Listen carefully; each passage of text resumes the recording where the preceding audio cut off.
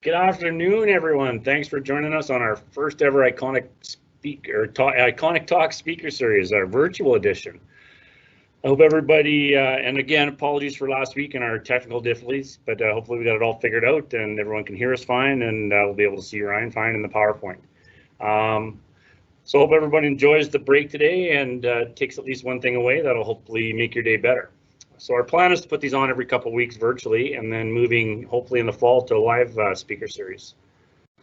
If you have any comments or questions during the presentation, please use the Q&A tab in the taskbar, and we will do our best at the end of the presentation to answer any questions that we can. If not, we'll have the opportunity to reach out after the fact if it's something you're still interested in.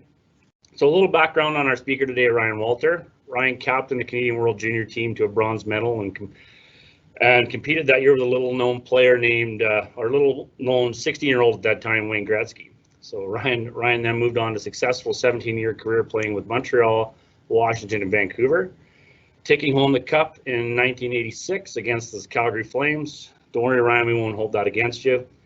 After hanging up the skates, Ryan moved to the TV screen, working with TSN, both locally and nationally. And after that, leaving the bright lights of the studio, Ryan moved behind the bench with the Vancouver Canucks and then onto the front office of the AHL Abbotsford Heat. Ryan today is in the boardroom inspiring business people across Canada with his great leadership, ideas, and with a hockey spin. The author of 3 books, including his latest, Hungry, A Fueling Your Best Game. Please help me virtually welcome Ryan, and take it away, Ryan. Thank you very much. Yeah, thank you very much, Colin. And a big thanks to Iconic for putting these sessions on. And, we're just really excited about being part of your day here.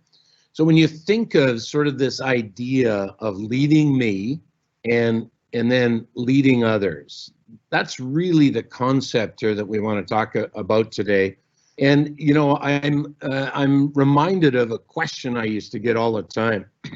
So here's the question that I used to get. What is it like to play in a Stanley Cup playoff game when you go into overtime? And that question is such a good question because a lot of people think that it's, you have to be in a heightened awareness, right? Like you have to be in this place where you're going crazy and you're just in a place where it you have to be different. And you know what I found is that you don't have to be different when you play in NHL playoff games. Here's the key. It's a heightened awareness and you have to ramp your intensity. So we're going to talk about that today. We're going to talk about leading you and then leading others.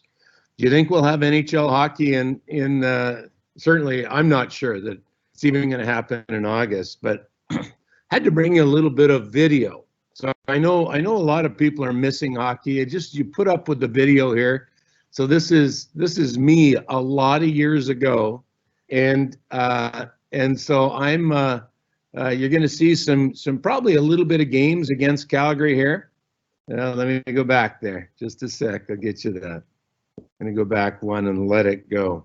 You'll see just a little bit of stuff, a little bit of goals here against the Calgary Flames, and Colin, I'm sorry about that, and we'll see if we can get a little bit of video happening here.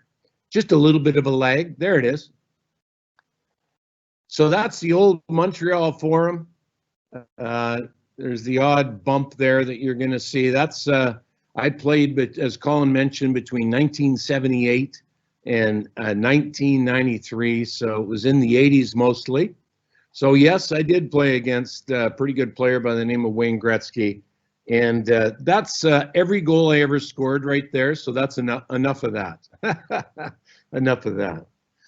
So leading me, we're going to give you a very simple concept here today around the 5 mindsets that really help you to lead yourself and then to lead others. And if you think of this concept, I just want to make sure that I'm leading up to it in the right way. The goal is that we would actually see ourselves in these 5 mindsets. But as you see, I've got some soccer on here. So just watch this. This sets up our time together. Have you ever seen this one? This is so good. You got to see it again. So there's a shot on net. It's a penalty kill or a penalty shot, right? and it hits the top crossbar, bounces. The goalie's really happy. And then look at this. That's crazy. So why do I bring you that today? Well, leaders, I think that's my life. Right? That's my life.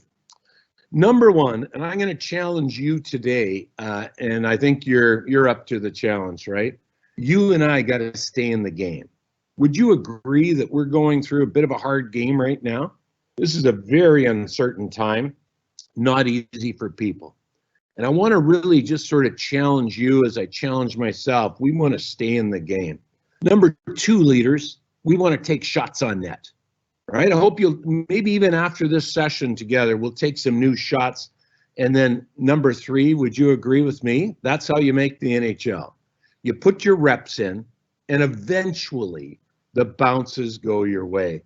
So just that sets up our little time together. And you know, I get excited about this type of stuff when I think of leading me, because I'm the guy that's got to change first, right? And then leading others. At the end of the day, John Maxwell says that leadership is influence. And that's a quick look there, at, if you like, at where I am right now. This is we bought a leadership retreat on Thetis Island out in the Gulf Islands in British Columbia. So one day you got to come to me, but that's where I'm sitting right now. Sorry about that. You know, one of the things that I noticed from Gallup, and Harder did a good job with this article, is just to look at the gap between the different ways that people actually receive difficult times in crisis. So you've got, you know, obviously, you know, fear, helplessness, and victimization. We're going to give that a name in a minute. And then you've got the other side, is this idea of self-actualization or high engagement. And that's certainly what we want as leaders, for sure. I think the hardest thing you do as a leader right now is you actually try to understand what the future is, because that's not certain. The other thing I like about Stephen Covey's idea is that all of us, when we're leading ourselves, all of us have choices. And I really like the concept that there's this idea of a space. And Viktor Frankl brings us that, right? Between stimulus and response, there's a space. And leaders, I really want you to think about that, right? It's our choice. And in that space is the power to choose our response. And in our response lies our growth and our freedom. In these hard games, in this hard time, one of our greatest things that we have as leaders is choice. And I'm just going to really challenge you and I to make the choices that at the end of this crisis that we're going to be very proud of. Guy by the name of BJ Fogg, awesome author. He gives us just a little insight into behavior. Okay, so I'm going to do this quick.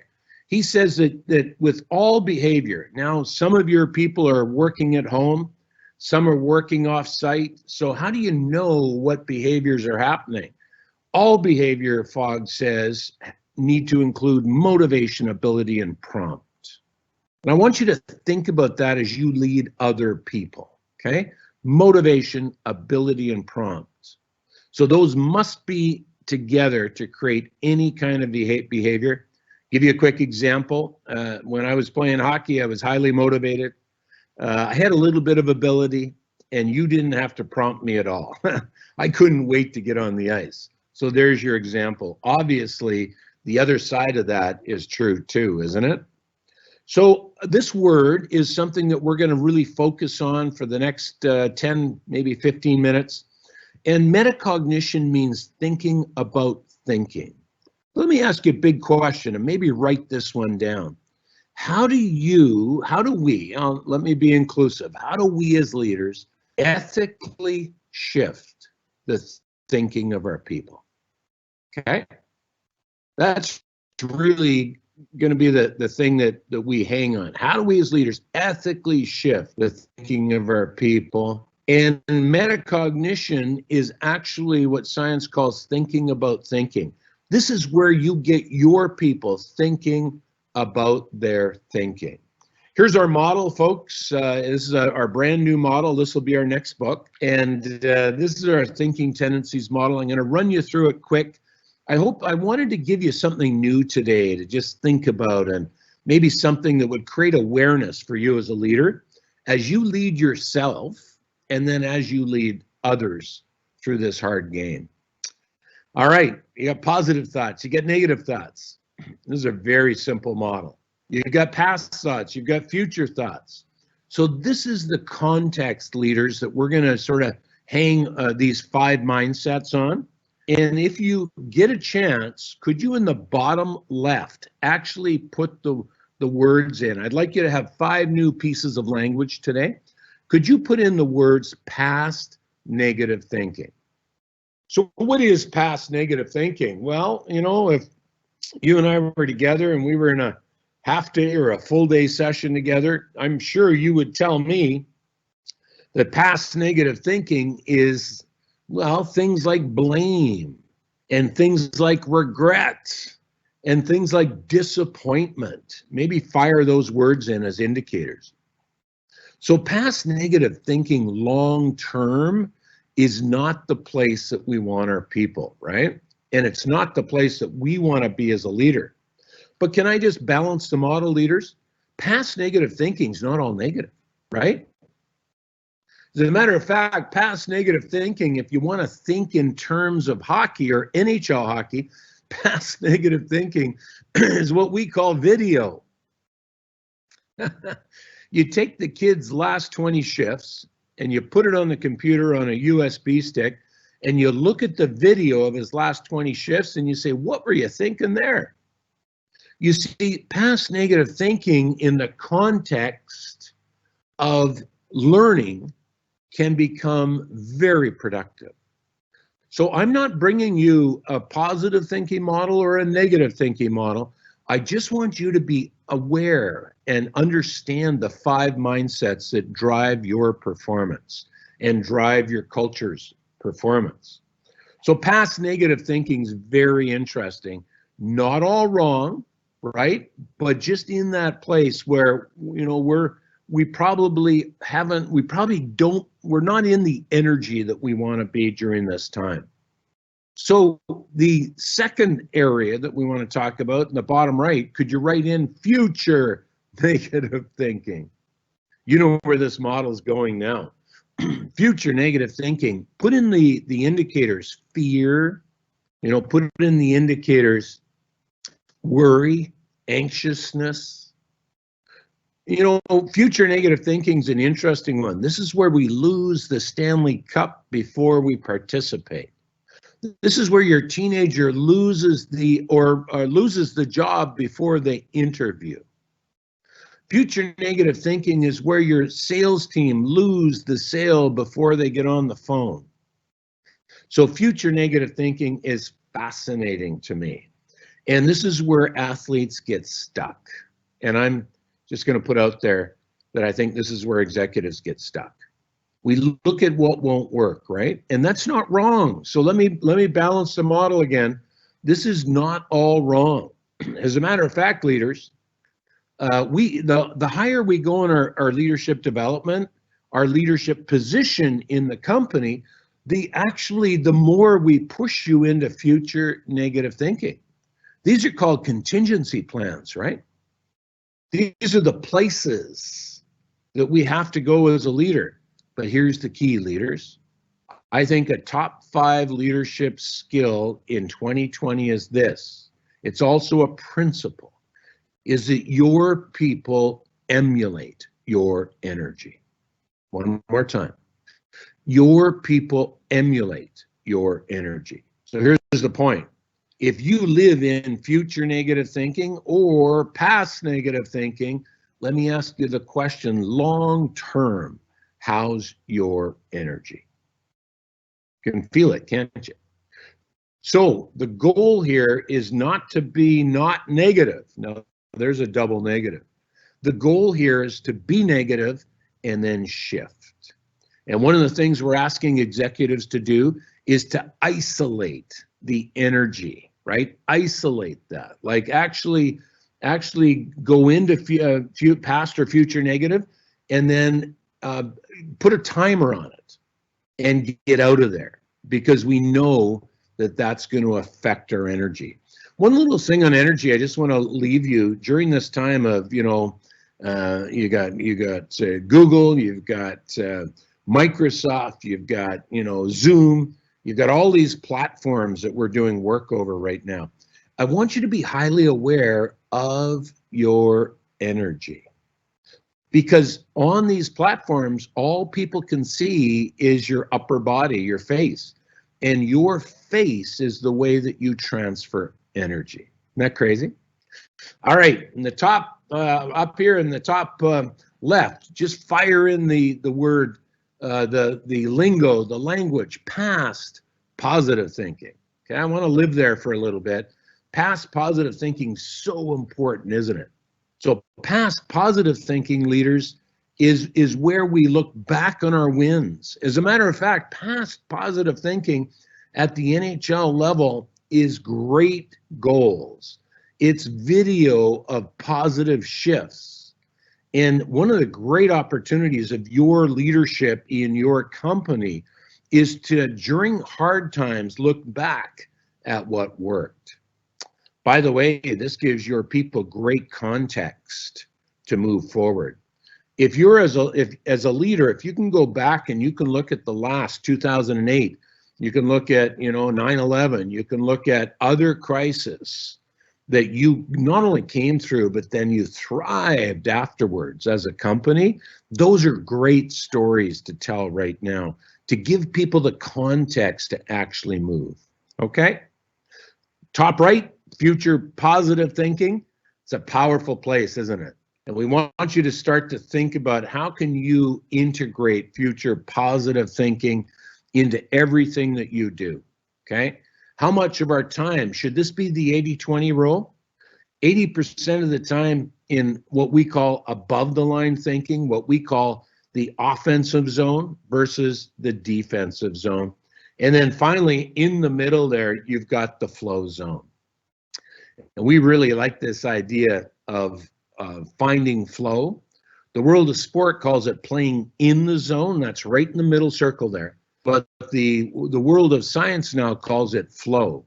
I think that's an absolute great term. And one of my things I might ask you as we finish up the model here is how can you, during these hard times, increase flow in your work, especially from home and especially isolated? How do you increase the flow in your business from home? Finally, a couple of thoughts and I'll be finished up, and we'd love to answer some of your questions, maybe even after this session together, where we can, if you want, you can get a hold of Iconic, where they're going to send out a little e-newsletter sign up that I have if you want more information. But love to answer some of your questions around the model or around hockey or whatever you've got. But let me finish this up. So a guy by the name of Losada, he says that it takes 3 positive interactions to every 1 negative interaction to hold the culture that you have. Now remember, leaders, it's not just 3 things that you say as a leader. It's 3 interactions. But here's the very interesting thing. When you're in an office together, you can see a smile, you can see a hi, you can see, hey, do you want a coffee? But when you're working isolated, how do you get these interactions? That's an interesting thought. And I want you to think about how can you actually ramp up the interactions on these platforms, or maybe even over the phone. So 3 to 1 is your minimum to hold the culture you have. 4 to 1, 5 to 1, 6 to 1. Then when you think of the personal relationships, the close relationships, it's really important that we think about a 5 to 1. And this is really interesting. John Gottman out of Seattle, he's a primary relationship expert out of Seattle. And Gottman says that in our primary relationships, so as you're, with your spouse or your boyfriend, girlfriend, with your kids, your direct reports, he says that it takes 5 positive interactions to every 1 negative interaction to hold the relationship that you have. So that's a powerful thought as we're all sort of huddled in and we're together a lot. So be thinking about, how do you generate extra interactions within the context of our people? Now, John Gottman is a marriage guy, and he has proven over the last 45 years of science that if we get to 3-to-1 in our primary relationships, we're slipping, and 0.77-to-1, we're divorced. That crazy? So are we talking about a positive thinking model here? No. But is positivity to negativity important in every relationship, every business, every client, with every client? 100%. So those ratios are something that we want you to think about. Great teams are aware of their energy, and great leaders are focused on energy, right? How's the energy of our team? So I want you to keep those in mind as we sort of keep going here. If you think about it, right, in the offensive zone, the defensive zone, we're playing offense, we're playing defense a little bit. There's some words that sort of make some sense around it. We're focused on the win, or we're focused on the loss, right? And, you can see that that's sort of the idea behind the model. There's a good look at, the 4 outer circles. Colin will have some of this information for you afterwards. If you want it, we can send you the deck. And Iconic is bringing you this session, so we want to make sure that you're receiving everything that you need here to really understand our 5 mindset model. And if you think about sort of these 5 mindsets, they really do create 5 languages. Let me give you a quick example of how language works so well. Right, in a crisis, we can look at the crisis as a threat, future negative thinking, or as a challenge, future positive thinking. That's such a powerful differentiation, isn't it? And the way that we use language as leaders, I learned this at the NHL level as a captain of an NHL team, and certainly a coach of an NHL team, right, is that language is critical. In business, I found that language was critical. How the leader uses language gets emulated across the culture. So as you think about sort of this idea of language, such an important piece, and the way that we see things allows our team to actually frame things the way that we see it. So why is this so important? Why, especially now, is ramping up positivity versus negativity, that ratio? Why is playing a little more offense as per our model versus playing defense important?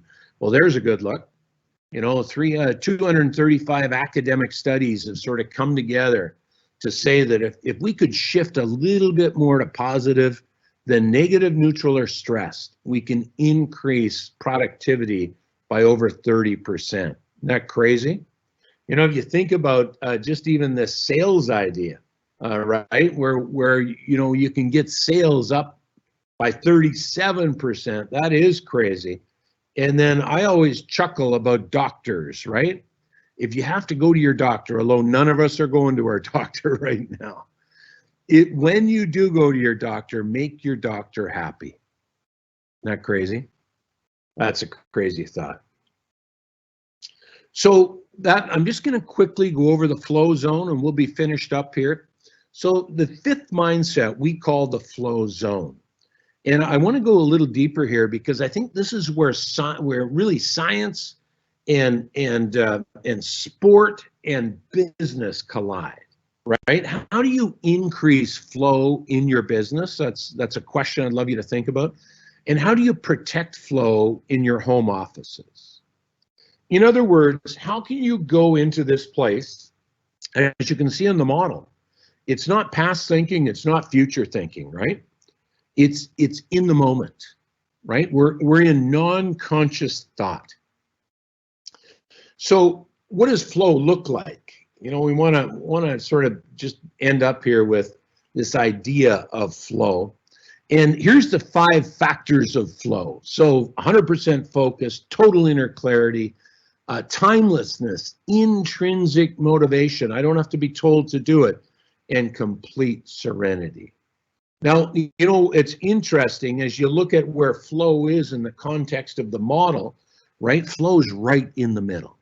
And during my time as an NHL player, I mean, and you ask any NHL players, ask your Calgary Flames, ask anybody else, right? That if you were thinking too much, you couldn't get in flow. So it's this fine fine sort of area where you want to be focused and cognizant of, you know, the issues that are there, and then you want to prepare to get into flow, and you want to access what science says is close to 2 million bits per second in the flow zone. So that's something that we want to sort of leave with you as an idea around flow.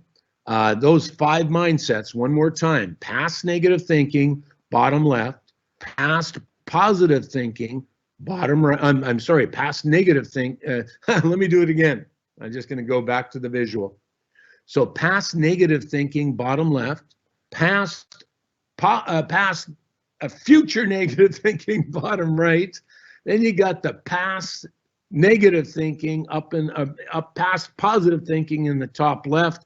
You got the future positive thinking top right, and the flow zone right in the middle. Let me just finish with a story. The gentleman that you're going to see here on this next slide is named Abe Poland. And Abe Poland was our, he's an amazing guy. He was our owner when I was with the Washington Capitals.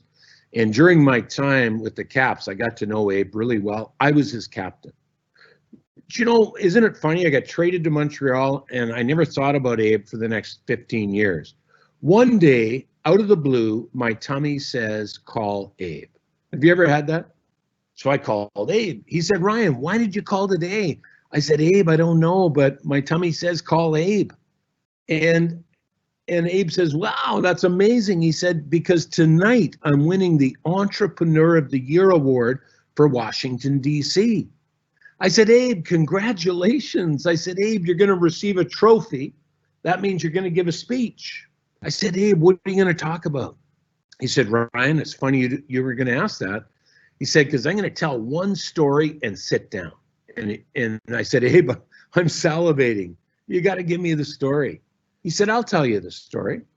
He said, when I was 16 years old, I had one objective and 2 best friends. All 3 of us were going to make the basketball team in high school. All summer, we shot baskets, we lifted weights, we ran, we were in great shape. He said, Ryan, we were on track to make the team until 2 days before tryouts. He said, Ryan, 2 days before tryouts, I chickened out. He said, 2 days before tryouts, I chickened out. He said, Ryan, that fall, I stood in the stands and I watched my 2 best friends not only make a team, but win a championship. He said, that fall, I stood in the stands and I watched other people do what I should be doing. He said, that fall, I stood in the stands and I swore to myself I would never chicken out of life again. Abe died a billionaire.